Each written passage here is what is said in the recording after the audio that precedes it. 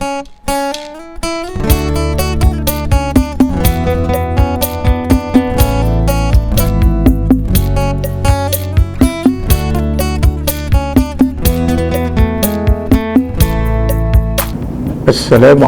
warahmatullahi wabarakatuh.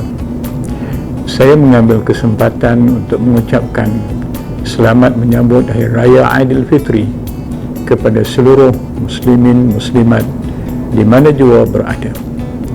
Sambutlah hari yang penuh berkat ini dengan rasa kesyukuran bersama sanak saudara, rakan taulan serta jiran tetangga kita.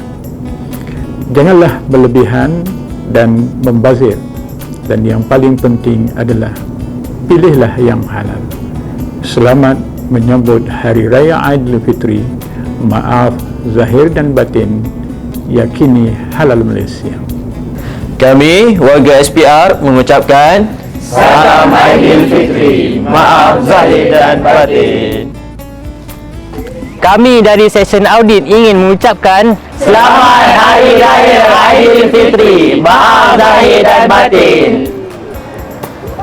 Assalamualaikum warahmatullahi wabarakatuh.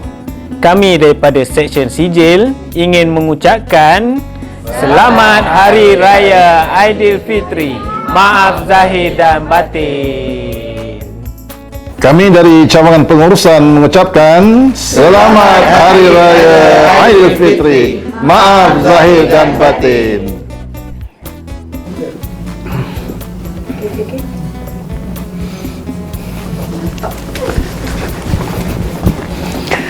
Kami daripada cawangan strategik dan luar negara ingin mengucapkan Selamat Hari Raya Aidilfitri. Maaf zahir dan batin.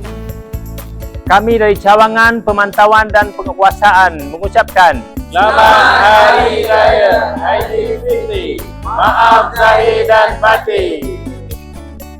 Kami daripada pejabat pengarah mengucapkan Selamat Hari Raya Aidilfitri. Maaf zahir dan batin.